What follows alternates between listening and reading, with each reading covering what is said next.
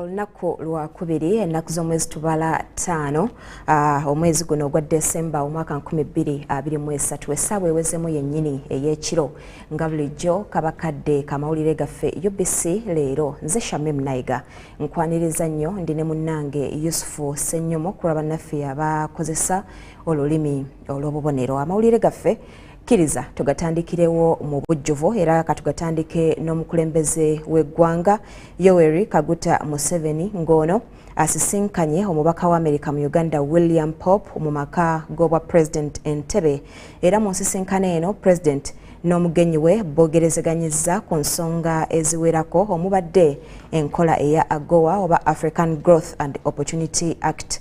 President Museveni era yanukudde ku bbaluwa eyamuwandiikirwa President wa America Joe Biden ku nsonga za AGOA program ekkiriza ebyamaguzi okuva mu mawanga agamu okutwalibwa mu butale bwa America awatali kugibwako misolo. Ebbaluwa ya Museveni eyanukula ekwasiddwa omubaka Pope agituuse ku President Biden.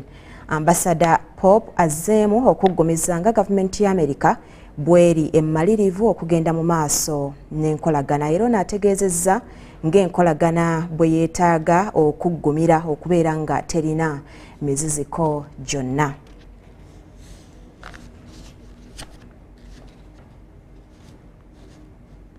Ate bwe tweyongerayo Ssaabaminisita w'eggwanga Robina Nabbanja akakasizza abakulembeze b'amawanga abali mu lukuŋŋaana ku mbeera y'obudde olugenda mu maaso mu kibuga Dubai nga Uganda bwerina ebiruubirirwa nti omwaka 2024 we gunaatuukira amasannyalaze agakozesebwa gajja kuba gataakiriza obutonde ate nga mayonjo. Nabbanja yabadde omugenyi omukulu oba ow'enjawulo mu nsisinkano etegekeddwa okunnyonnyola ku by'enfumba n'enkozesa y'amasannyalaze. Agambye nti mu Uganda abantu ebitundu 89 ku 100 bakozesa nku okufumba songa ebitundu 75 ku 100 bali wansi wa myaka 30. Agambye nti embeera eyo ey'okwesigama ennyo ku butonde okufumba eviiriddeko okutema emiti n'ebibira era nga buli mwaka Uganda esaanyawo ebitundu 2 ku bitundu 100 eby'ebibira ekintu ekyeraliikiriza.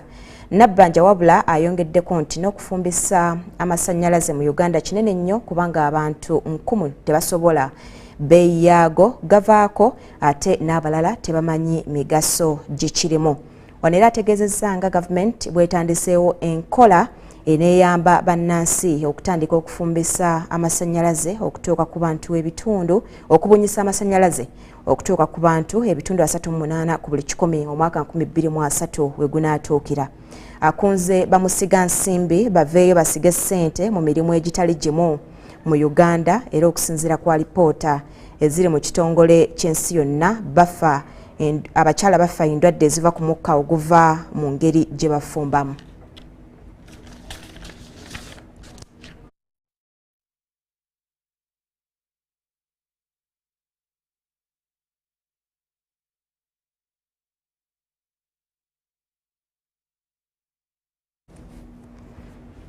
Ate Dubai nga tuvuddeyo bo abakazi abali wakati w'emyaka 15 45 mu Uganda kumpi ebitundu ebisoba mu 9 ku buli 100 bayise mu kutulugunyizibwa okw'enjawulo oba okutali kumu n'okusingira ddala okwekuusa ku kikula ky'omuntu.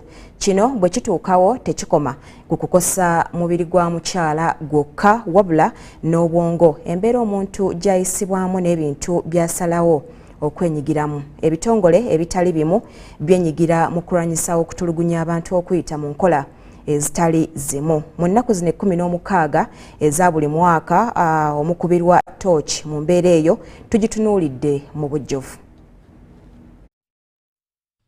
Okutulugunya abantu okwekuusa ku kikula kutera okubeerawo olw'obutali bwenkanya mu nneeyisa n'enkuza wakati w'abaami n'abakyala kati obwavu obutamanya obuwangwa eddiini n'okusoma byongerako bwongezi kunyikiza. Because of lack of resources or little resources, we keep fighting for the little that is there. Olw'ensimbi entono tubeera tulwanira obwo obutono obuliwo ate nga ffenna tulina ebyetaago kyova olaba nti wabeerawo obukuubagano kubanga ekimu ku byetaago tekituukiriziddwa ate n'obuteesigangana. Little resources because of the lack of communication. There is a lot of mistrust. There is inequality in accessing resources. Let's look at the land situation in the country.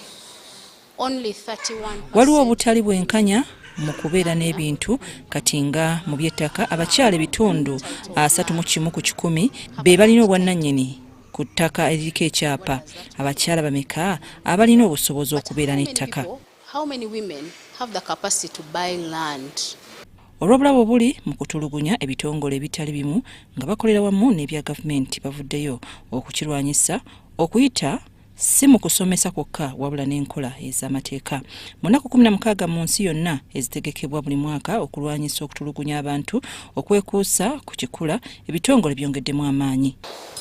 This period is very important for us as a nation because it enables us to focus. Ekiseera kino kya mugaso nnyo mu ggwanga kubanga kituyamba okusessira mu kumalawo obutabanguko okwetegereza kye tulina okukola.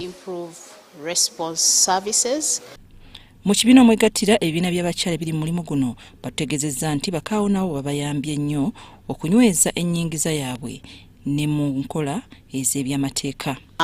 Improving agriculture. There's a lot of work going on in accessing credit. Okulongoosa ebyennima waliwo ekikolebwa okulaba nga basobola okwewola ssente okwongera omutindo ku bye bakola n'okutuuka ku butale. New innovations that can help them to be more productive and to sell their products. It's very many things.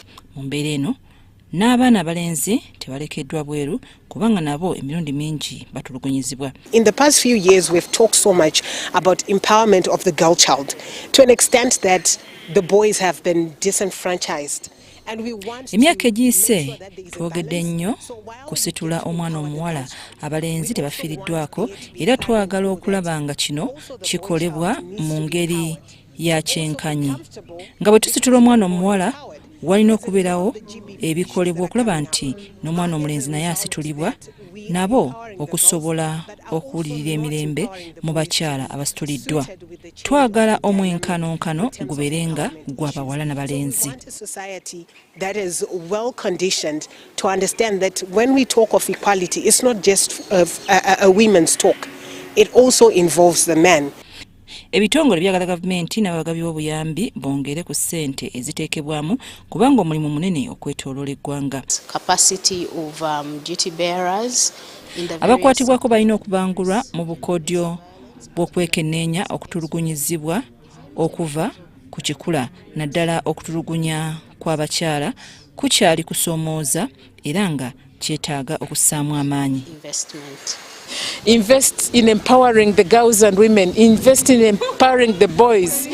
Wetaaga okussa amaanyi n'ensimbi mu kusitula abawala n'abakyala ate era n'abalenzi era n'okulaba nti eddoboozi ly'omwana omulenzi liwulirwa.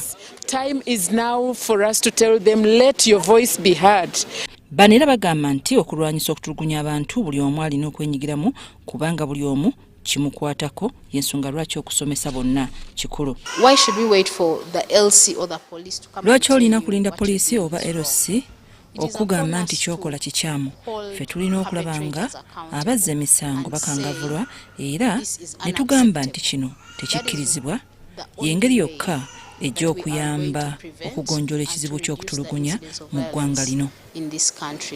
Time is now for us to tell them, let your voice be heard. Talk about it. Essaawa y'eno tubagambe baleke amaloboozi gaabwe gawulire.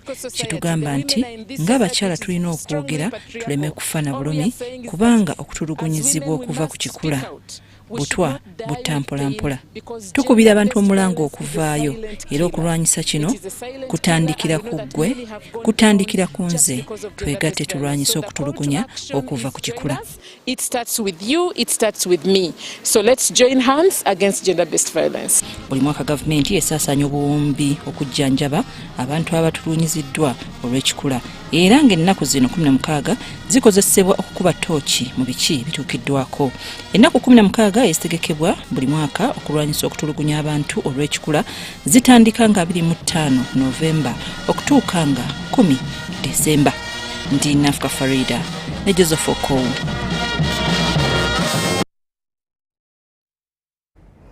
Mwebale nnyo abasasi baffe. Ate iryo eggwanga lya South Korea lisuubiza okugenda mu maaso n'enkolagana n'eggwanga lyattu Uganda mu byobulimi, okutumbula ebyobulimi, okuyita mu kutendeka abalimi, okukulaakulanya ebyalo wamu n'ebintu ebirala ebigasiza awamu abantu. Omukulembeze wa SMU okuva mu South Korea Kwak Dawhon abadde akyaddeko ku ttendekero erya National Farmers Leadership Center ekampiringisa mu district y'Empigi Korea lye yazimbira Uganda okutendekerayo abalimi.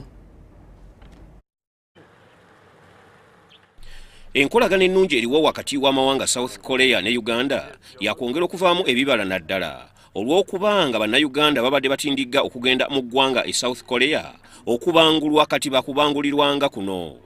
Omukulembeze wa Semawundongo enkola ekozesebwa e South Korea okukolera awamu Kwak Dawhon alambudde ettendekero lye bazimbira Uganda okubanguliramu abalimi. Era pulezidenti waabwe e South Korea akyaddeko ku ttendekero lya National Farmers Leadership Center ekampiringisa Mpigi n'asuubiza okwongera okulikwasizaako. National Farmers Leadership Center Mpigi gavumenti ya South Korea yalikwasa gavumenti mu mwaka gwa 2017 wansi wa minisitule y'ebyobulimi okutendekeramu abalimi mu byobulimi ebivaamu ensimbi. Kwak Dawhon ng'awerekerwako baofiisa abalala balambudde ettendekero lino ne basima gavumenti olw'okussa ku mwanjo okutendeka bannayuganda.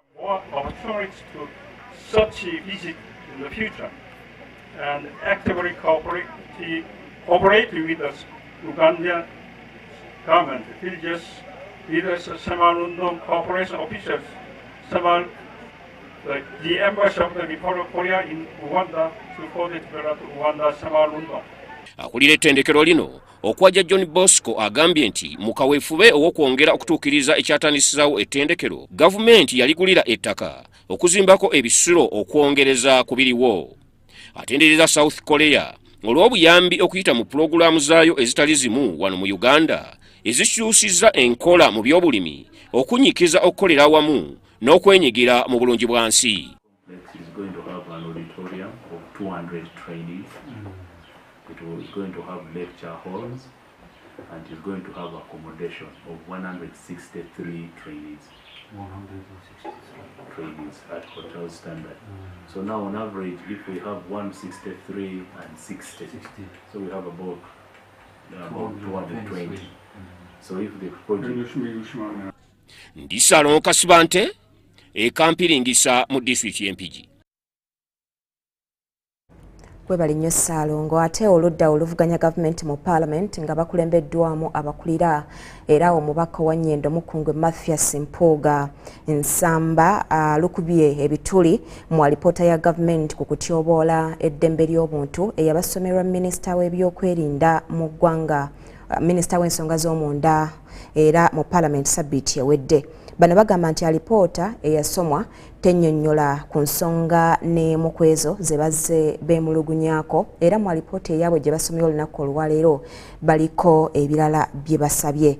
Mu bye basaba kuliko okuteebwa kw'abantu baabwe abakyali mu makomera awatali kakwakkulizo konna era baagala wateekebwewo akakiiko akananoonyerezanga ku nsonga z'okulinnyirira eddembe ly'obuntu n'ensonga endala nnyingi. Honorable members, you remember that the leader of opposition brought a report to this house. Oluvannyuma lwa gavumenti okusoma alipoota ennyonnyola ku nsonga ez'enjawulo ezaaviirako n'ababaka ku ludda oluvuganya okuzina entuula za Parliament, ababaka mu Parliament ku ludda oluvuganya gavumenti nga bakulemberwa abakulira bavuddeyo ne statement eyaabwe eyanukula. We demand answers, accountability, action taken, redress for the violation, President Speaker. Ku ky'abawagizi b'ekibiina kya National Unity Platform 18 abakyabuze bazzeemu okulambika ku mbuzibwawo yaabwe era bawakanya ekya gavumenti okugamba nti tebabamanyiiko mayitire. Unconditional release of all political prisoners rotting in numerous jails and illegal detention facilities without trial. I therefore insist that our report highlighting the security excesses was factual and premised on precedents, accounts of witnesses, and other credible sources who preferred anonymity for fear. Wabula ababaka ku ludda lwa gavumenti bawadde empuga akaseera akazibu bwe bagezazaako okumusala ekirimi nga bagamba byabasomera byawukana ku ebyo byabadde alinawo okubawa. So could you guide Madam Speaker that the leader of opposition restricts himself to respond to what the Minister of Internal Affairs presented on this floor? But when you start saying the Attorney General was in Geneva and so forth, you're on a fishing expedition. So we want your guidance over that matter. The law. Fox, is there a difference between a reply and a rejoinder? Yes, Right Honourable Speaker. Because what he's talking about is a reply. Right Honourable Speaker, you are absolutely right. And what we are dealing with this afternoon is a rejoinder. The law, whom I respect immensely, should do us a favour and restrict himself to the matters that the Minister for Internal Affairs raised. Right Honourable Speaker. Minisita omubeezi ow'ensonga z'omunda mu ggwanga General David Muhoozi azzeemu okuwakanya mpuuga ku ky'okugamba nti gavumenti tefaayo ku bantu baayo.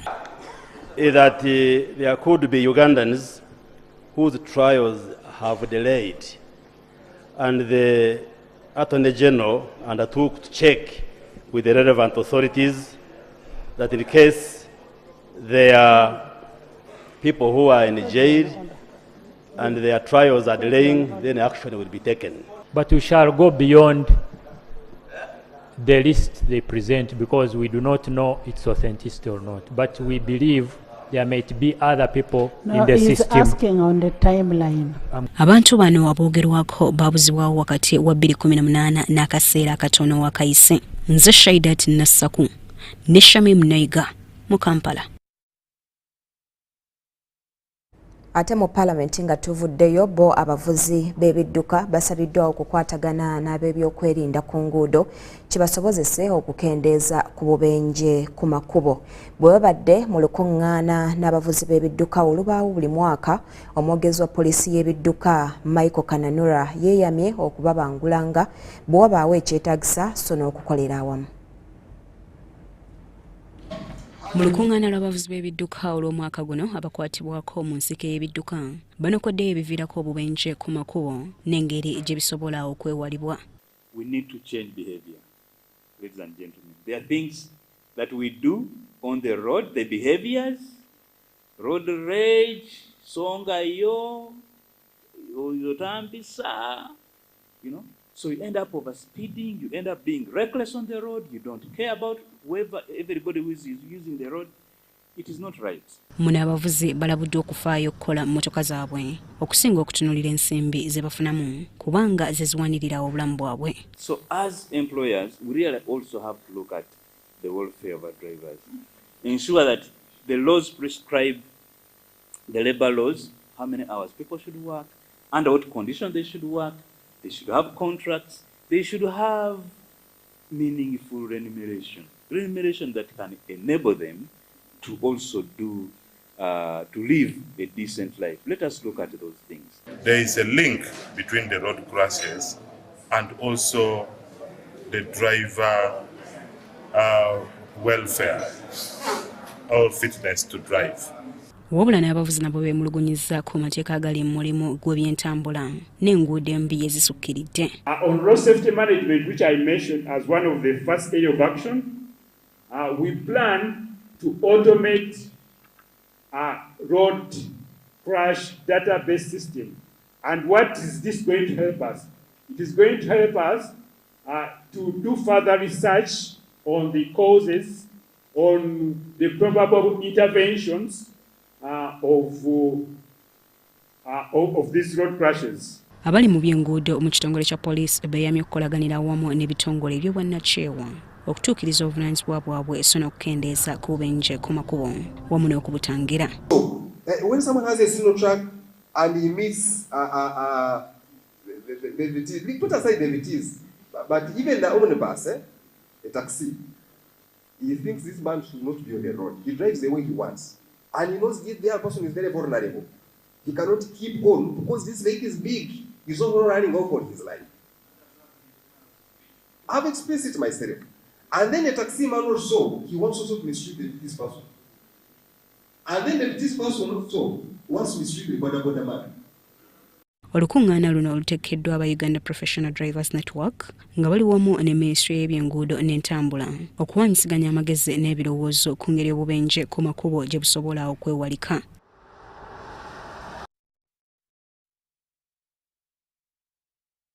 Eyo Ministry y'ebyobulamu ekwataganye ne poliisi mu bitundu eby'embaale ne bakwata abantu abafuuyira shisha mu bantu. Ekikwekweto ekikoleddwa kiri wansi w'etteeka erikugira abantu okufuuweta sigala mu lujjudde. Sinzira ku Christine ahimbisibwe avunaanyizibwa ku by'enteekateeka mu Ministry y'ebyobulamu. Abantu abali embukadde 8 mu nsi yonna be bafa ebirwadde ebiva ku kommonta taaba. So nga nawone mu Uganda abantu 14,600 nabo bamugulamu obulamu nga kino Ministry kwesinzidde okukola ekikwekweto okuba ku munsi bataaba n'emmindi emanyiddwa nga shisha. The young people who smoke shisha, it is tobacco, but it is flavored tobacco. And most people don't know that it's flavored tobacco because it has flavors and it's not that traditional cigarette that people are used to. Someone who smokes shisha, in that 30 to 40 minutes, they smoke cigarettes equivalent to 100. So really, it is a health problem that we need to deal with. Christine ategeezezza ng'eggwanga bwe lisaasaanya omuliri gw'ensimbi mu kujjanjaba abantu abafunye kookolo eyokuusa kutaaba ne sigala. Our children or young people are enjoying this shisha and do not know that it is a health problem. Then over and above that, the Tobacco Control Act 2015 bans smoking in public spaces. So we are enforcing a law that has already been enforced in place, but people are not heeding to it. So we want to appeal to everybody to make sure that you don't allow people to smoke in your spaces, because second-hand smoke equally affects whoever is not smoking. Kyokka atwala ebyobulamu mu kibuga Mbale Dr. Moses Mugonyi annyonnyodde akabi akali mu kommonta taaba ne shisha. The health department, together with the other stakeholders, the enforcers, police, we cannot sit back as people are destroying themselves and even destroying other people who may not be directly involved in the smoking. Tobacco smoking or tobacco use has been associated with a number of cancers, from lung cancer, cancer of the stomach, cancer of the esophagus, cancer of the mouth. All of them are directly related to consumption of these tobacco products. Kati nno abagombeddwamu obwala batwaliddwa ku poliisi e Mbale okusinziira ku ASP Majid Alituha. We arrested a number of 12 male suspects and we seized a number of exhibits that are being used in the smoking of shisha. Our CIDs are doing their part. They will do the screening and they record the relevant statements so that those culprits shall appear in court. Abakugu mu Ministry y'ebyobulamu n'abakulembeze mu kibuga Mbale batubuulidde nti bakugenda mu maaso n'okukola ebikwekweto okuba kommonta taaba mu lujjudde okutuusa lwe banaamuvaako. Yiga Muhammad yabikkuŋŋaanyiriza.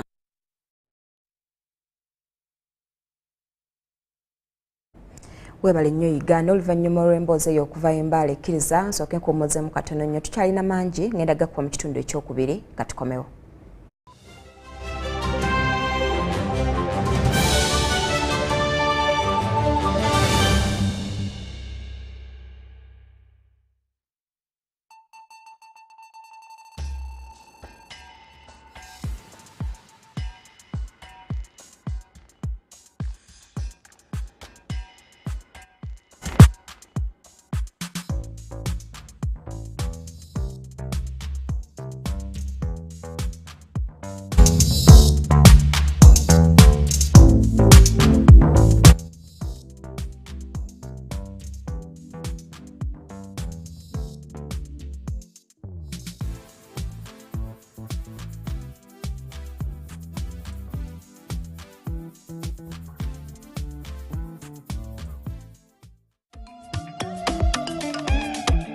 Jovia.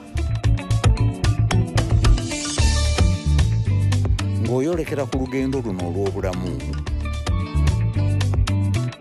nkuwa ekirabo eky'amaanyi agatazizibwa, amaanyi okulabibwa n'okuwulirwa mu mawanga ag'ewala ennyo, okutuuka buli wamu nga yadde togenzeeyo, ensi yonna ng'ekuli mu ngalo.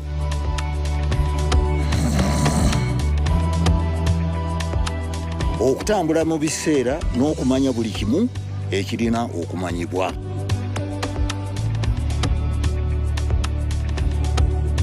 Jovia, kino kye kirabo kyange gy'oli. Tewali kkubo ku ki gy'osobola okukola omukutu nnantameggwa ogwa MTN.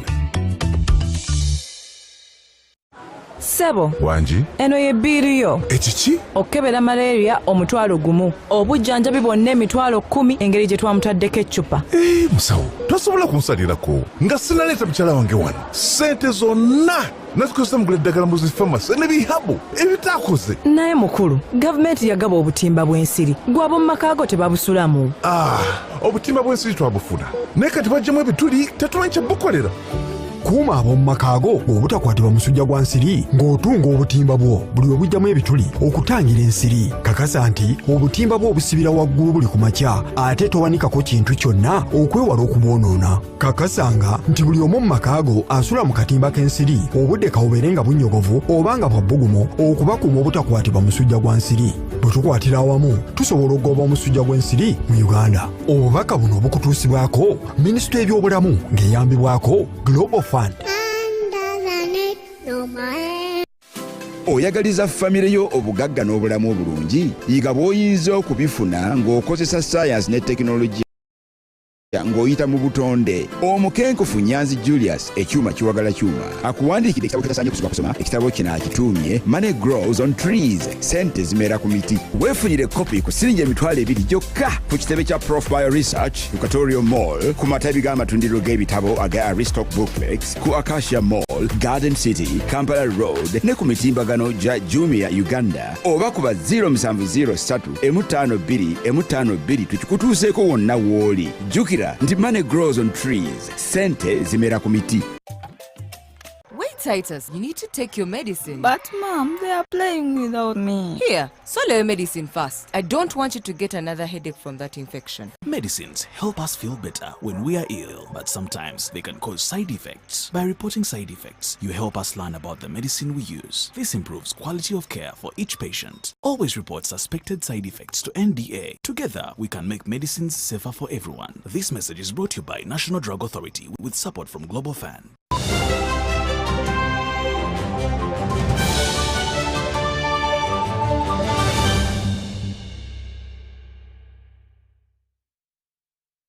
Sayo nnyo mu kummulamu okwo ekitundu kyaffe ekyokubiri kati kitandike n'omukulembeze w'eggwanga Yoweri Kaguta Museveni ngono kyaddaaki awadde ettaka abatuuze abaali beesenza ku ttaka lya gavumenti e Bukasa mu Kifumbira wali mu munisipaali ey'e Kira kisobozese gavumenti okutandika okuzimba omwalo mu kitundu kino. Bano ettaka kwe bagenda okusengukira liri mu kona eyo ku kyalo Ntunda era nga buli muntu gavumenti emuwadde amabaati 55, ensawo za cement 22 wamu ne poloti ey'okuzimbako ennyumba.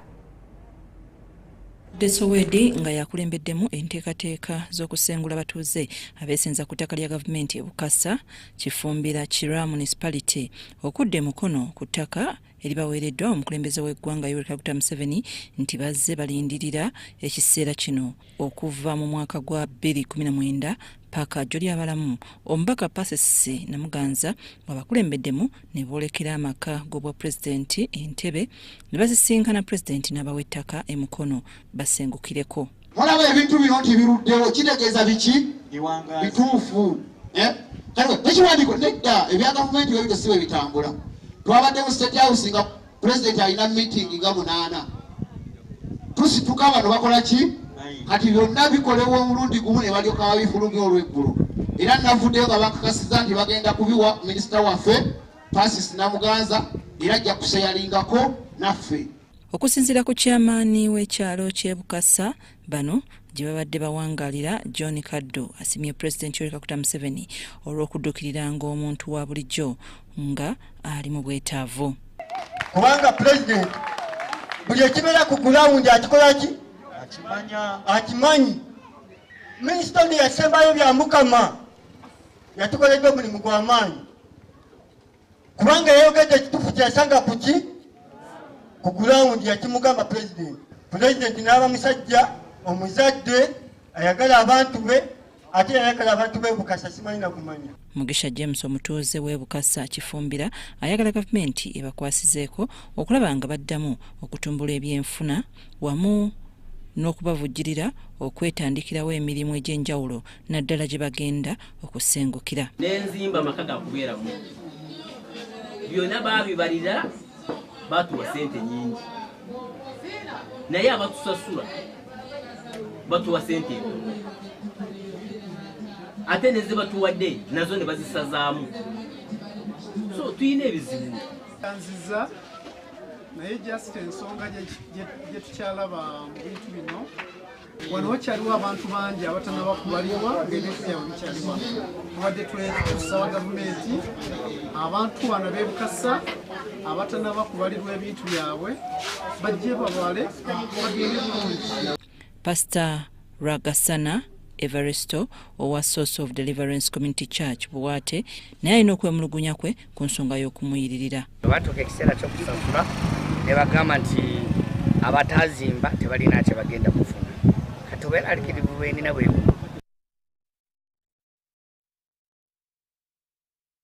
kusukka waawo weebale kubanga otambudde naffe okuva gye twatandikidde ku ssaawa emu yennyini. Nze Shamim Nayiga mbadde ne munnange Yusufu Ssenyomo kulaba naffe yabategeera olulimi olw'obubonere. Tovaawo tukyalina programs endala nnyingi enjovu. Sula bulungi weeraba.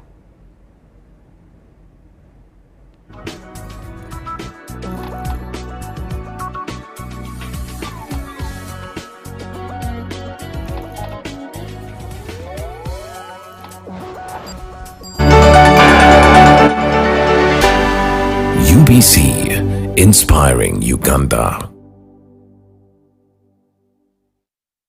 Over 1,000 children with disabilities in Uganda every 5 years have not had access to adequate education. And this has been basically due to lack of assistive devices to enable them get reasonable accommodation in schools. Mokisa Humanity and Inclusion Foundation is leading a campaign to fundraise for assistive devices for 500 children with disabilities to get in school in the year 2024. Join us to fundraise for braille machines, slates and styluses, white cane, braille paper, hearing aid, wheelchairs, audiobooks, book recorders, JAWS software, among others on 10th December at Hotel Africana. Register your child with a disability by calling us on 0740 55 04 95 or 0783 91 11 14. Donations from well-wishers are also welcome. Entrance is 100,000, 150,000, 200,000 and a table goes for 1 million shillings. This is sponsored by UBC, Mokisa Inclusion